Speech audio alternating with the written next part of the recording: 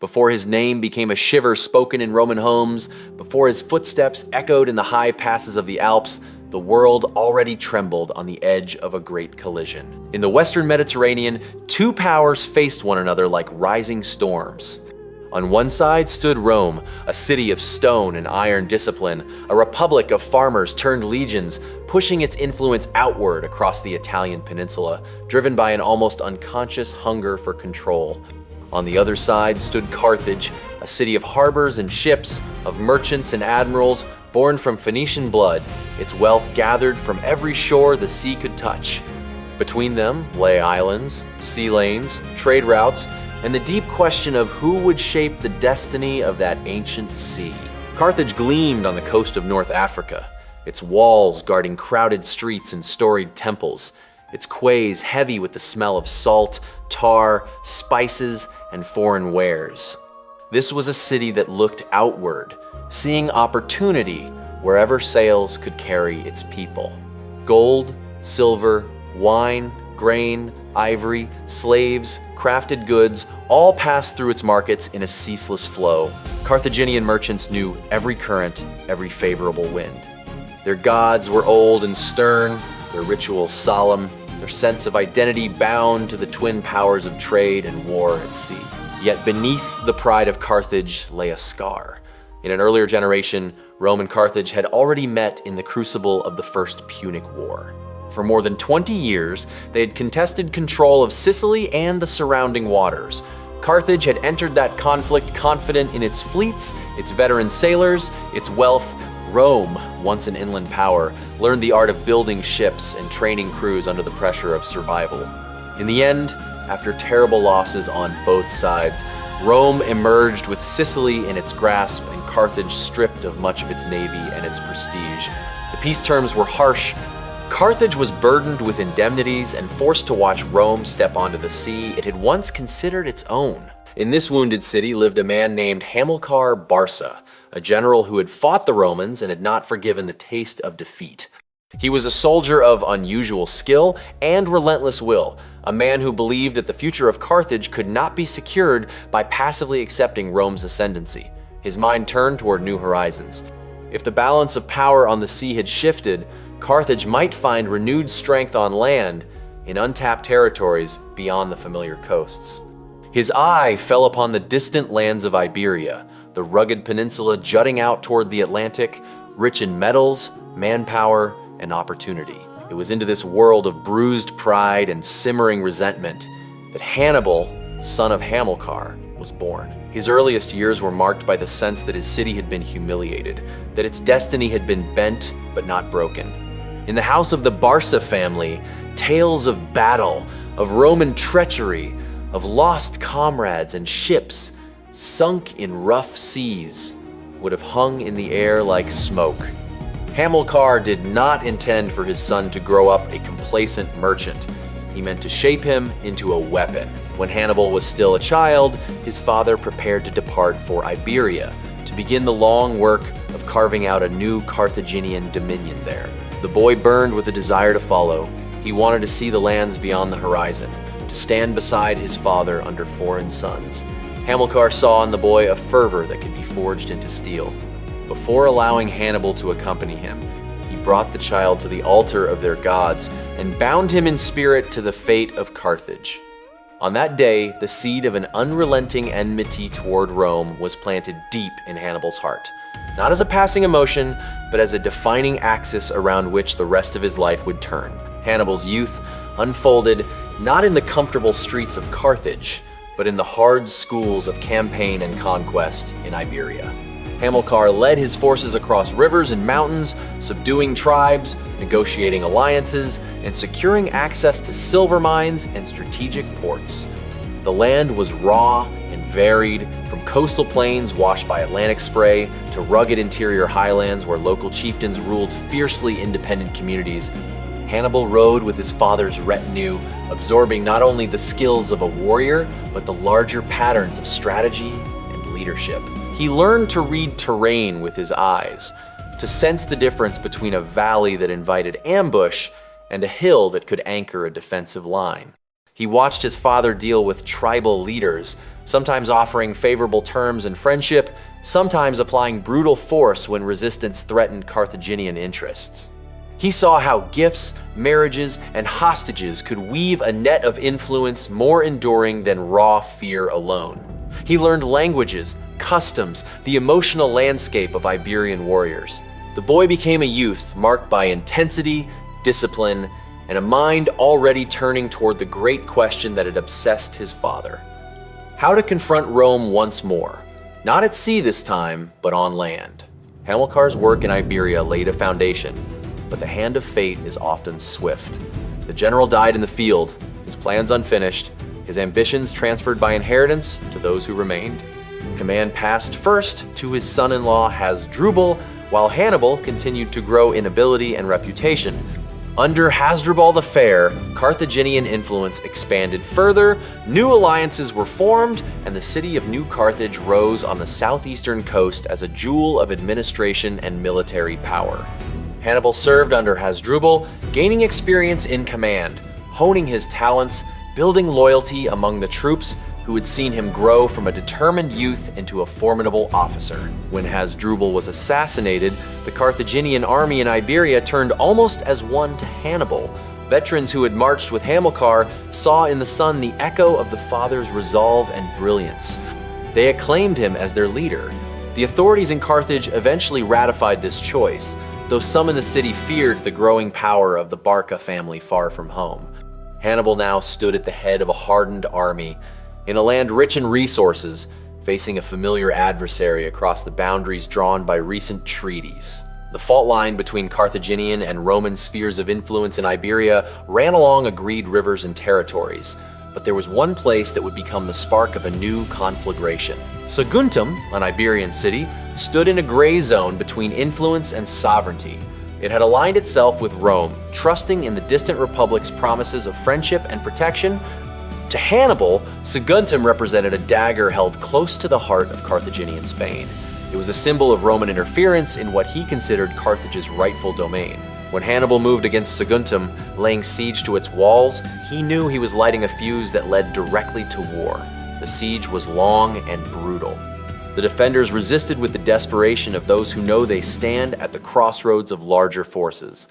Hannibal pressed the attack, combining the use of siege engines, mining, and relentless pressure. The city's walls, battered and scorched, eventually yielded.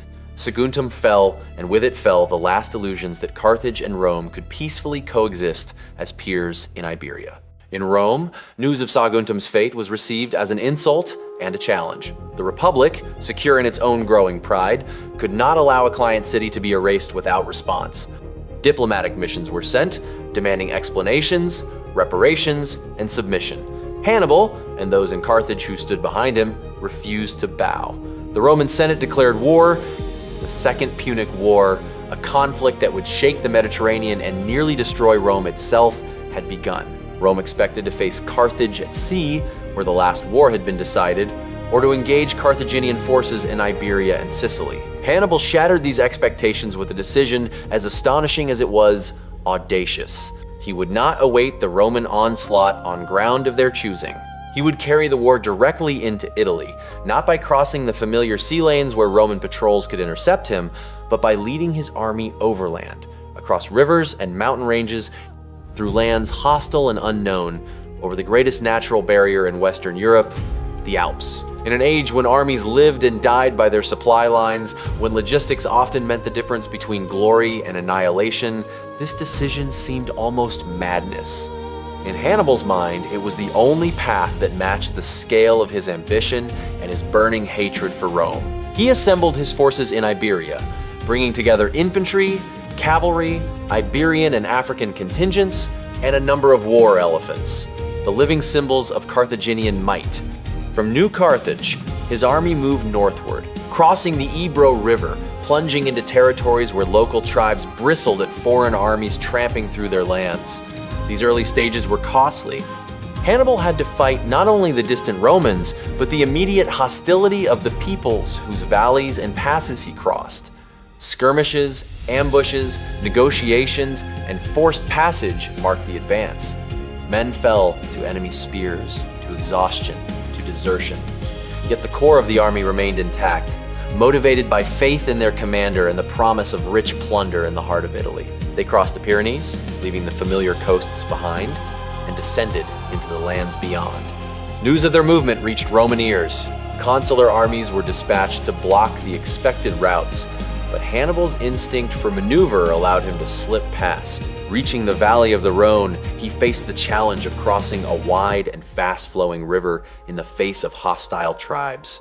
Through a combination of diversion and engineering, he ferried his men, horses, and even elephants across, leaving behind astonished enemies who had not expected such determination. Beyond the Rhône loomed the greatest test of all, the Alps. For men born to the sea or to lowland plains, these mountains were a mythic wall, their peaks topped with snow, their passes narrow and treacherous, their slopes home to fierce tribes who knew every rock and crag. For Hannibal, they were a path to Rome's exposed flank. As his column wound upward into the high country, the air grew colder, the vegetation thinner. The summer warmth falling below did not reach the higher passes, where ice clung stubbornly to shaded slopes and sudden storms could sweep in without warning. The march through the Alps was a season in hell carved into the memory of those who survived. The army struggled along ledges carved into raw rock, their feet slipping on loose stones and patches of ice. Pack animals stumbled and fell, their loads tumbling into the ravines below. Elephants, unaccustomed to such heights, trumpeted their fear and frustration, yet many pressed on under the prodding of their handlers. Snow fell, thick and blinding, dampening clothing and extinguishing campfires, turning already dangerous paths into slick death traps. Men suffered from hunger, as supplies ran low and foraging yielded little in that barren world of stone and snow. They suffered from cold, their limbs numbed, their breath forming white ghosts in the air. Hostile tribes took advantage of the army's vulnerability, striking from above with rocks and arrows, appearing suddenly on ridges and then vanishing into the mist. Hannibal responded with ruthless skill, sending chosen troops to seize commanding heights, turning ambushes into counter-ambushes. He encouraged his men with a vision of the wealth and glory that lay on the far side, the fertile plains of Italy, waiting like a promised land once this terrible barrier was behind them. Step by step, day by brutal day, the column moved forward, leaving behind a trail of corpses, broken wagons, and abandoned equipment. When at last they began to descend from the highest passes into the valleys that would lead them into the Po Plain, the survivors could look back and know they had done something immortal.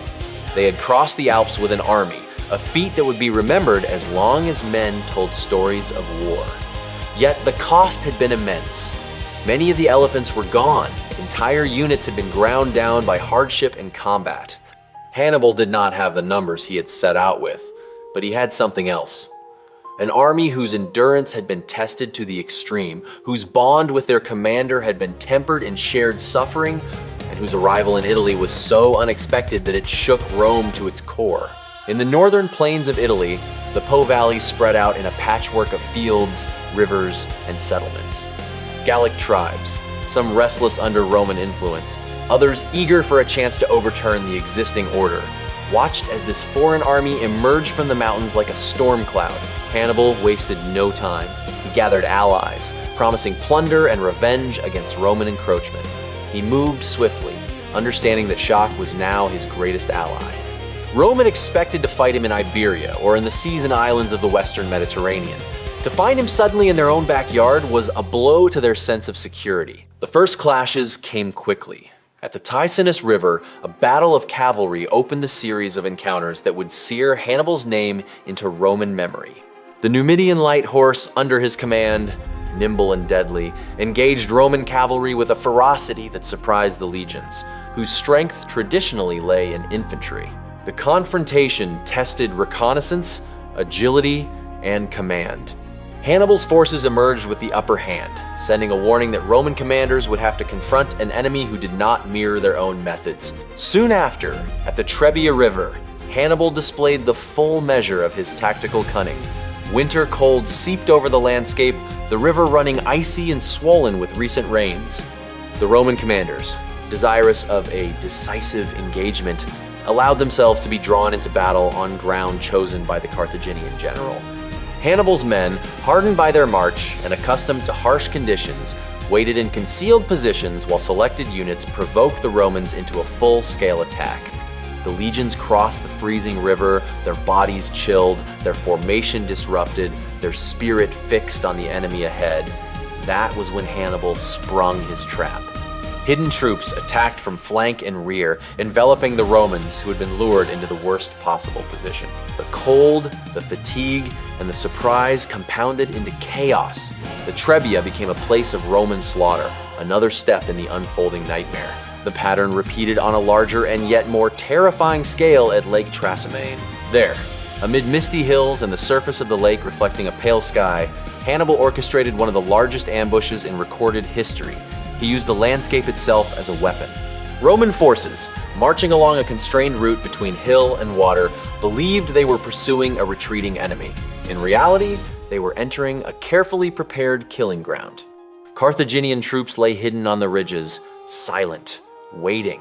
When the signal was given, they descended like a human avalanche, striking the Roman column from above, while other units blocked the exit. The morning mist, the sudden roar of attack, the panic of men who realized they were trapped, all combined into a catastrophe for Rome. Entire formations were cut down before they could fully deploy. The waters of the lake swallowed drowning soldiers, their armor dragging them under. In Rome, news of these disasters arrived like repeated thunderclaps. Ticinus, Trebbia, Trasimene, each name another wound to the Roman sense of invulnerability. Fear spread through the city. Mothers clutched their children tighter. Senators argued with heightened urgency. Religious rituals multiplied as the people sought reassurance from the gods. For the first time, Rome confronted not a distant war over islands and trade, but a direct threat in their own land, led by an enemy general whose understanding of tactics and terrain seemed to give him almost supernatural advantage. In response to this mounting crisis, Rome turned to a different kind of commander, a man whose strategy eschewed headlong confrontation. Fabius Maximus, chosen as dictator in this time of emergency, adopted a policy that would later be remembered as one of deliberate delay. He refused to give Hannibal the pitched battles the Carthaginian general desired. Instead, he shadowed his movements, harassing supply lines, cutting off foraging parties, retreating when the odds were poor, absorbing the frustrations of an impatient populace that wanted dramatic victories rather than cautious maneuver. This shadow war tested Hannibal's patience and logistical ingenuity. He ravaged the Italian countryside, seeking to provoke Rome into a decisive clash, and to peel away her allies by demonstrating that Roman protection could no longer be guaranteed. Some Italian cities did defect to Hannibal, drawn by resentment of Roman dominance or by fear of his armies. Capua, a wealthy and important city, opened its gates. Others wavered, watching which way the balance would tilt. Yet the core of Rome's alliances held. The network of loyalty and obligation that the Republic had crafted over generations proved stronger than Hannibal had hoped. He could win battles and even sway individual partners, but to unmake the entire system required either Rome's fall or more political support from Carthage than he was given. The climax of Hannibal's tactical genius came on an August day on the plains near the small town of Cannae in Apulia. There, on open ground under a blazing sun, he met the largest Roman army yet assembled. Legions and allied contingents packed into dense formations, their leaders determined at last to crush the invader with sheer weight of numbers. Dust rose in low veils as tens of thousands of soldiers took their places. Standards fluttered, shields locked, spears and swords gleamed in the light.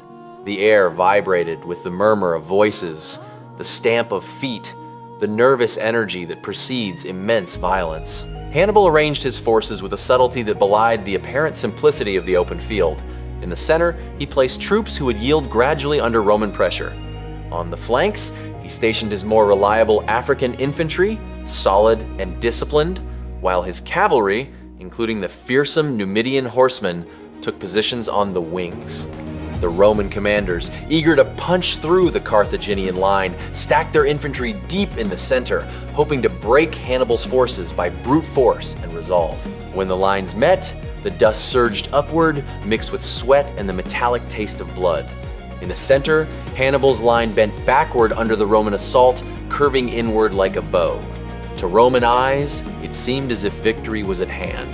They pressed forward, deeper and deeper, driving the enemy back.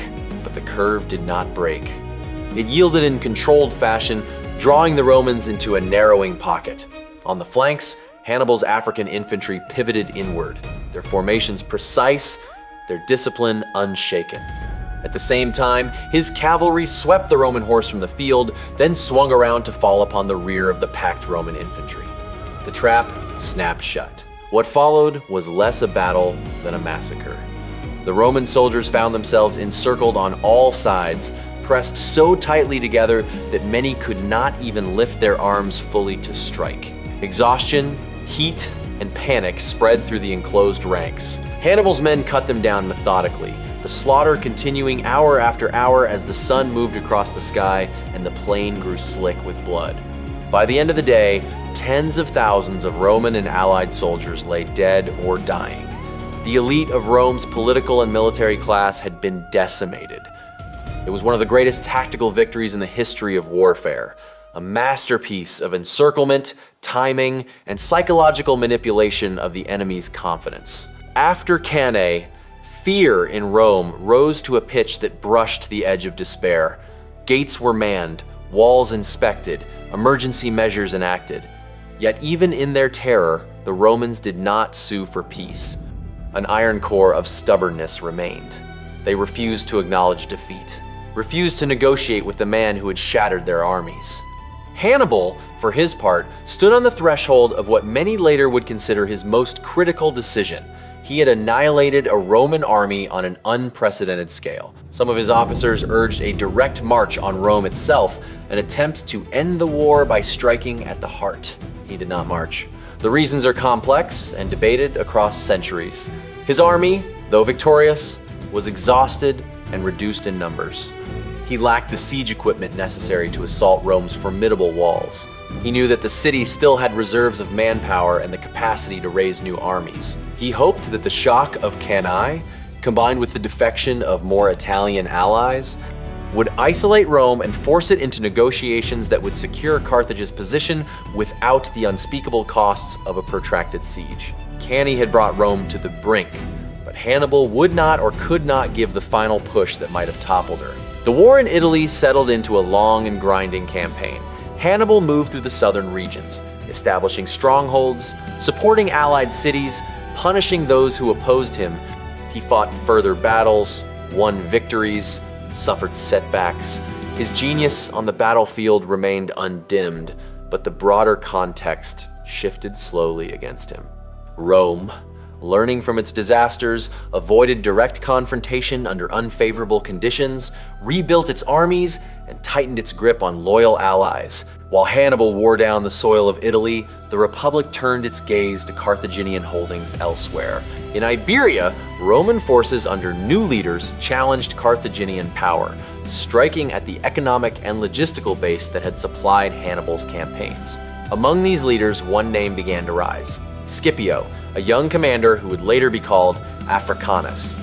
He studied Hannibal's methods, learned from Rome's earlier defeats, and applied those lessons with determination. Step by step, he stripped Carthage of its Spanish possessions, cutting off the flow of silver and troops that had once fed Hannibal's ambitions. Meanwhile, across the Alps, Hannibal's brother Hasdrubal attempted to replicate the epic march, leading another army to bring reinforcements into Italy. If the brothers could unite their forces, the war's balance might shift once more in Carthage's favor. Hasdrubal crossed the mountains, bearing the burden of terrain and hostile tribes, but he carried also the weight of time. Rome had learned vigilance. At the Metaurus River, Hasdrubal's army met a Roman force that intercepted and destroyed it. Hasdrubal was killed in the fighting. His severed head, according to grim tradition, was later cast into Hannibal's camp, a wordless message that the hoped-for reinforcement would never arrive.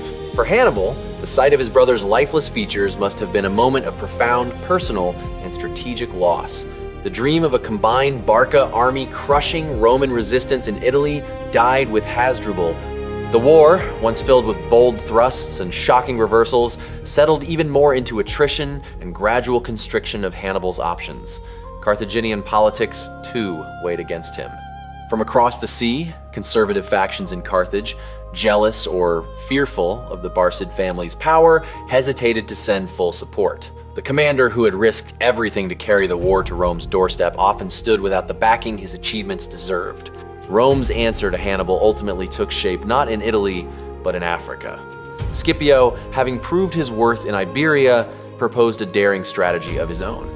To carry the war back to Carthage's homeland, to force the Carthaginian council to recall Hannibal from Italy to defend their own soil. After political struggle, he gained authorization. With a Roman army and allied forces, he landed on the North African coast, near the ancient heart of Carthaginian power.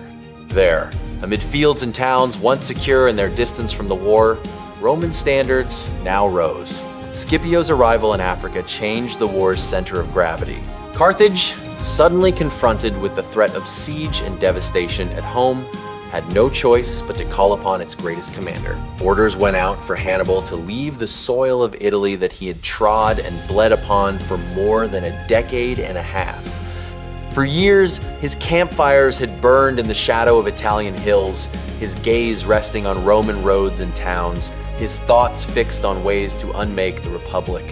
Now he had to turn away, to board ships, and cross back over the waters that separated his adopted battlefield from the city of his birth. The departure from Italy must have been for Hannibal a moment heavy with unspoken emotions. Behind him, he left the graves of countless soldiers, the memories of victories that had brought Rome near destruction, and the knowledge that the struggle he had dedicated his youth and prime to had not achieved its ultimate aim. Ahead lay his homeland, endangered and in need of the very skills that had been insufficient to secure a final triumph abroad. The sea between was a mirror in which the reflection of his life's work appeared distorted, unfinished, yet still brilliant. When Hannibal stepped ashore in Africa, he returned not as an untested general seeking opportunity, but as a legend. His name was known across the Mediterranean in fear and in admiration. Carthaginian citizens looked upon him as their greatest hope, Rome as their most dangerous enemy. He set about rebuilding, as best he could, an army capable of facing Scipio. Many of his veterans from Italy had perished or dispersed, but he gathered African infantry, cavalry, mercenaries, and a fresh contingent of war elephants. He understood that the coming battle would be not just another engagement, but a reckoning between his strategic mind and that of a Roman commander who had studied him closely. On the plains near the town of Zama, inland from the coastal cities, the two armies finally confronted one another. The land there was open and rolling, with enough room for cavalry maneuvers and infantry clashes. Under the harsh African sun, dust again rose, banners again flew, men once more tightened their grips on shield and spear, sword and javelin. Hannibal arrayed his forces with the knowledge of decades of warfare behind him. In his front line, he placed elephants, intending to disrupt the Roman formations with their terrible charge. Behind them stood layers of infantry, some levies, some more experienced, and in reserve the veterans drawn from the remnants of his Italian campaigns. His cavalry, though formidable, faced a superior combined Roman and Numidian horse, for Scipio had secured the allegiance of Massinissa and his skilled riders. Scipio responded with tactical innovations inspired in part by earlier encounters with elephants and in part by his understanding of Hannibal's methods. He arranged his units in manipular lines that could open lanes for the elephants to pass through, blunting their impact. As the battle commenced, the elephants lumbered forward, goaded into motion. Some crashed upon the Roman lines, causing chaos, but many were funneled harmlessly through the gaps or turned back upon their own side, sowing confusion in Carthaginian ranks. The engagement that followed was intense, as infantry met in grinding combat along a broad front. Hannibal's veteran troops fought with the hardened endurance of men who had marched through Italy and survived countless battles. For a time, the lines held in brutal equilibrium, the outcome uncertain, decided in small surges of ground, won and lost, in the courage of individuals and the cohesion of units. But on the wings, the cavalry struggle tilted toward Rome. Scipio's mounted forces, with Numidian allies driving their attacks, pushed the Carthaginian horse from the field. Then, as Hannibal had once done at Cannae, Scipio's victorious cavalry wheeled around to strike the Carthaginian infantry from the rear. The echo of past tactics turned back upon their master carried a bitter irony. Hannibal found his forces under the same kind of encirclement he had once so brilliantly imposed upon Roman legions. The Carthaginian line, pressed from front and back, began to break. Men died where they stood or fled where they could. The dust and the cries of battle, the clash of arms and the thud of bodies merged into a single overwhelming sensation. When the killing finally subsided, the field at Zama bore witness to decisive defeat. Carthage's hope of standing as an equal rival to Rome lay shattered amid the fallen. The peace terms imposed upon Carthage in the aftermath were severe. The city retained its existence, but its power was crippled. Its navy was largely taken away. Indemnities were fixed at crushing levels. Territorial holdings were stripped. Carthage was forbidden to wage war without Rome's permission. The proud maritime empire of earlier generations was reduced to a shadow. Its foreign ambitions curtailed, its citizens forced to live under the watchful, suspicious eye of their former enemy. Hannibal, however, did not vanish immediately from Carthaginian public life. Returning from Zama, he entered politics, becoming a suffete, a civic magistrate, and set about reforming the city's finances and administration in an effort to meet the demands of reparations while restoring some measure of vitality to Carthaginian society. Even in defeat, his mind turned toward efficiency and resilience. He cut through layers of corruption, angering entrenched elites. Taxes were redistributed to fall more fairly upon the wealthy, easing the burden on common citizens and increasing respect for his leadership. In Rome, meanwhile, the fear of Hannibal did not simply evaporate because he had been beaten once. The same brilliance that had nearly annihilated the Republic made him a figure they did not wish to see rise again in any capacity. Political opponents in Carthage, threatened by his reforms, found in Roman suspicion a useful lever. They sent emissaries to Rome, whispering that Hannibal was rebuilding Carthaginian strength for future conflict, that his presence at the center of civic affairs was a danger not only to them, but to the stability of the Mediterranean order. Under the pressure of Roman demands and local hostility, Hannibal departed Carthage, going into exile. His path led eastward into the courts of Hellenistic kings who still opposed Rome or sought to check its expansion. He found service with Antiochus of the Seleucid Empire, offering his experience and strategic insight to those who still imagined that Rome's rise might be curbed. Yet, the pattern repeated. The great king proved unable or unwilling to fully commit to the kind of total, coordinated effort required to challenge Rome effectively. Battles were lost, treaties signed, and once more Hannibal found himself a hunted man, his enemies spanning seas and borders, his legend chasing him as much as his pursuers. He wandered from court to court, advising here, encouraging resistance there, a living symbol of defiance against the Roman order, inching steadily across the map.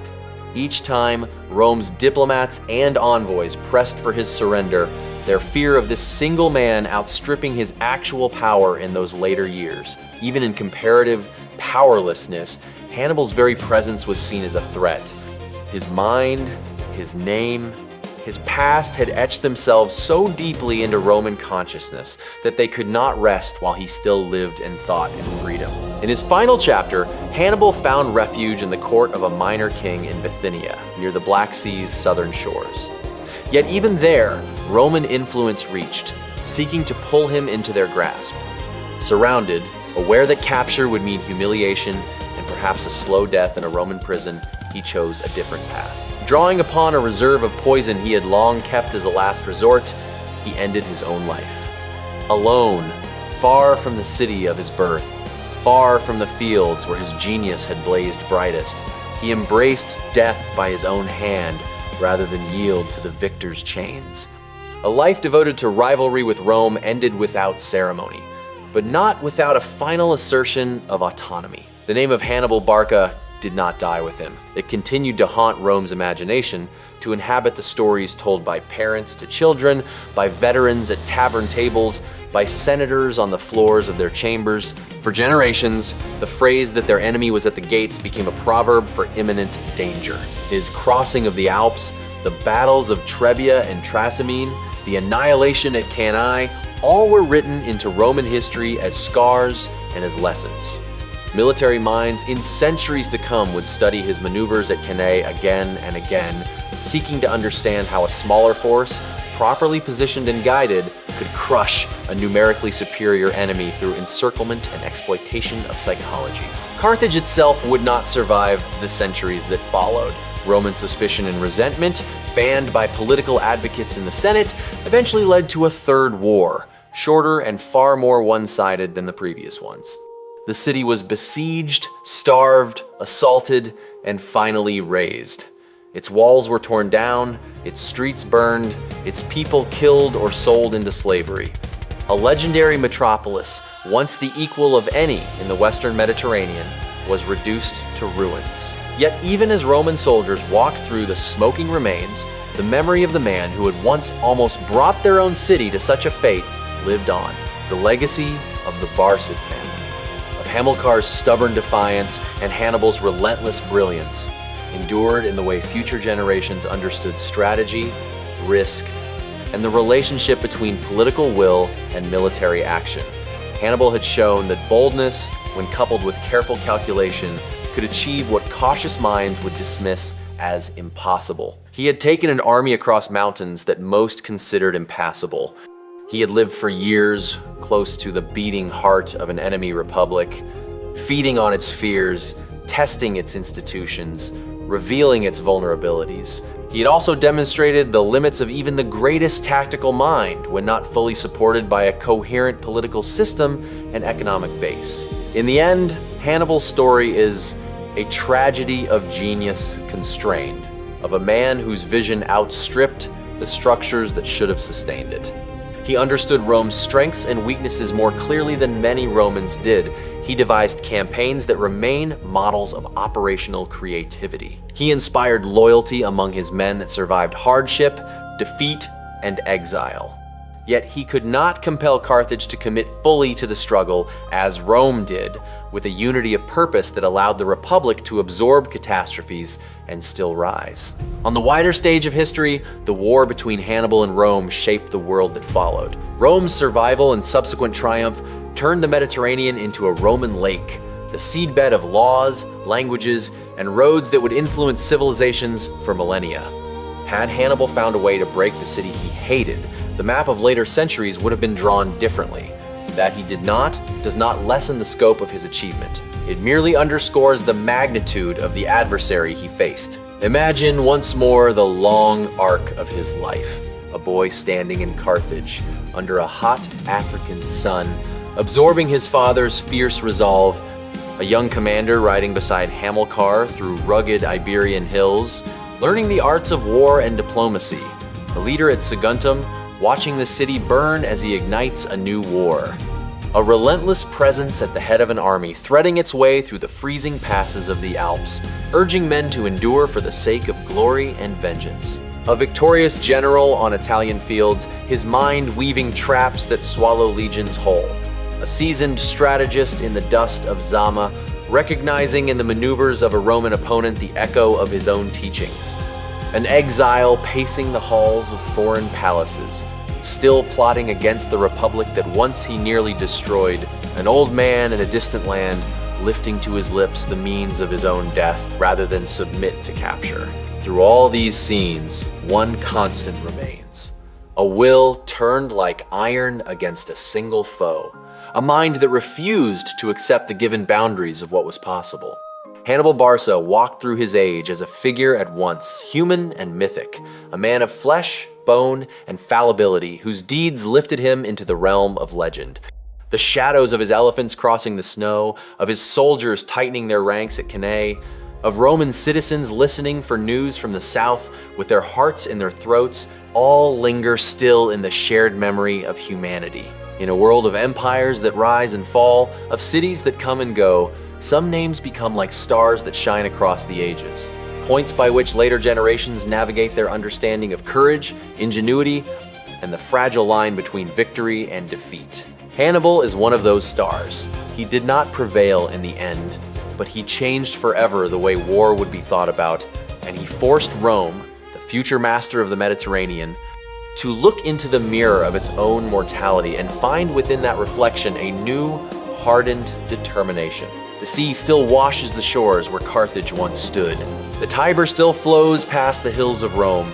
The Alps still rise, snow-crowned, between the lands of northern Europe and the Italian peninsula. In each of these places, if one listens with an inner ear, one can still almost hear the echo of marching feet on rocky paths, the snort of exhausted horses in thin air, the distant murmur of legions forming up on a sunlit plain, and behind these sounds, the presence of a man whose life was a long defiance against the greatest power of his time, a defiance that, though ultimately defeated, remains one of the most compelling sagas in the history of war.